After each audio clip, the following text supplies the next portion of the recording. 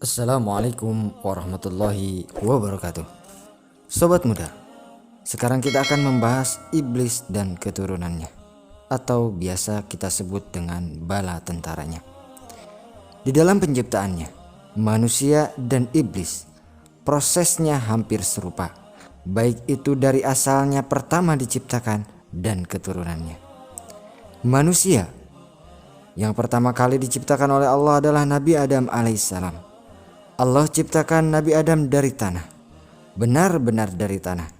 Yang dipilih oleh Allah diambil dari berbagai wilayah di muka bumi dan disatukan menjadi sosok manusia, yaitu Nabi Adam alaihissalam. Proses berikutnya adalah keturunannya, atau yang disebut dengan anak cucu Adam alaihissalam. Anak cucu Adam, yaitu kita, Allah ciptakan dari saripati tanah, bukan dari tanah seperti Nabi Adam alaihissalam. Keturunan Nabi Adam dibagi menjadi dua. Yang pertama yaitu orang muslim, yang kedua adalah orang-orang kafir. Sobat muda, iblis laknatullah alaih, Allah ciptakan dari api, benar-benar dari api, yang Allah bentuk menjadi iblis. Kemudian keturunan iblis Allah ciptakan bukan dari apinya, tetapi dari molekul-molekul atau energi yang terbentuk dari api. Sama halnya dengan manusia, bukan dari tanahnya, tetapi dari saripati tanah. Keturunan iblis dibagi menjadi dua. Yang pertama, golongan yang taat kepada Allah Subhanahu wa taala, yaitu dengan yang sering kita sebut dengan jin Islam. Yang kedua, golongan yang kafir yang disebut dengan setan. Jadi jin dan setan masih kerabat, cuma bedanya keyakinan seperti Islam dan kafir. Sobat muda, iblis adalah makhluk pertama dari kalangan setan yang Allah ciptakan. Iblis memiliki keturunan dan pasukan yang dia ciptakan, yang pasukan tersebut bertugas untuk mengelabui manusia, menjerumuskan manusia ke dalam kesengsaraan.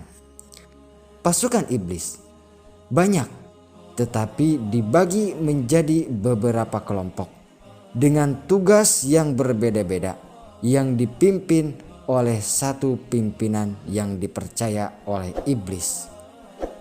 Sobat muda, pimpinan dari pasukan iblis itu ada 9. Iblis dan 9 anak buahnya inilah yang pada bulan Ramadan dikurung oleh Allah Subhanahu wa taala.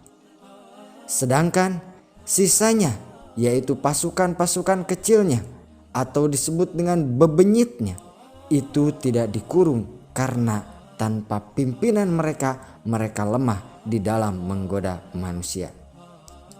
Sobat muda, berikut 9 pimpinan pasukan iblis beserta tugas-tugasnya. Yang pertama adalah Zalitun. Zalitun adalah anak iblis tulen, darah daging iblis.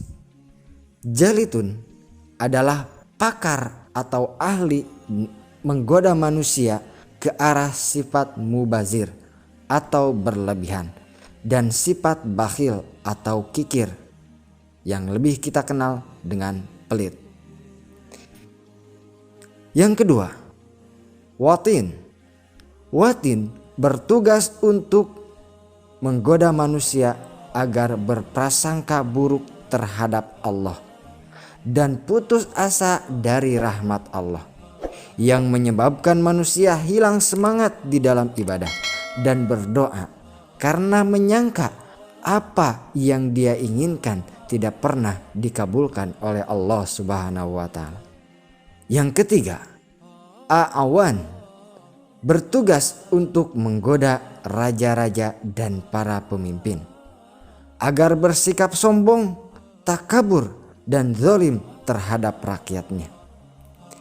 Yang keempat, Haffah bertugas untuk menggoda manusia agar mengkonsumsi hal yang diharamkan oleh Allah Subhanahu wa taala, seperti arak, khamar, dan hal-hal yang memabukkan lainnya, sehingga manusia lupa diri dan terjerumus ke dalam kemaksiatan.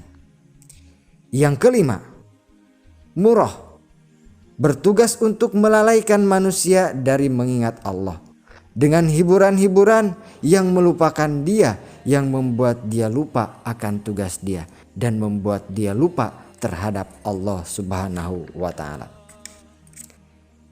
Yang keenam, masud, yang menjerumuskan manusia untuk menggosip, menggibah, dan apapun hal-hal yang buruk yang keluar dari lisannya, menggoda manusia melalui lidahnya.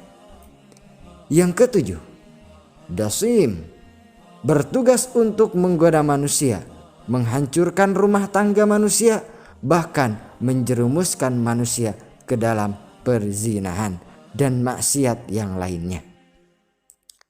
Yang kedelapan, walahan, bertugas untuk membuat manusia was-was dan ragu di dalam beribadah, baik itu wudhu, sholat, dan mengganggu ibadah-ibadah yang lainnya. Yang terakhir atau yang kesembilan adalah lakhus, bertugas untuk menyesatkan akidah manusia, membuat manusia jauh dari Allah, tidak menyembah Allah dan menyembah selain Allah, baik itu api, berhala, binatang, dan tumbuh-tumbuhan. Sobat muda, masih banyak setan dan tugas-tugasnya yang berbeda-beda. Tetapi tugas-tugas tersebut termasuk di dalam dosa yang ringan, sehingga setan tersebut tidak dikurung saat bulan Ramadan. Sobat muda, 9 setan tadi ditambah 1 iblis, itulah yang menjerumuskan manusia ke dalam dosa-dosa besar. Sehingga dengan keagungan dan kemuliaan bulan suci Ramadan, Allah Subhanahu wa taala menyucikan bulan Ramadan dan mengurung mereka agar kita tidak terjerumus ke dalam dosa besar. Tetapi walaupun demikian, masih saja ada manusia yang tetap berbuat dosa, tetap bermaksiat kepada Allah di bulan Ramadan, karena memang di dalam dirinya sudah mengalir kebiasaan-kebiasaan buruk yang ditanamkan oleh setan selama 11 bulan.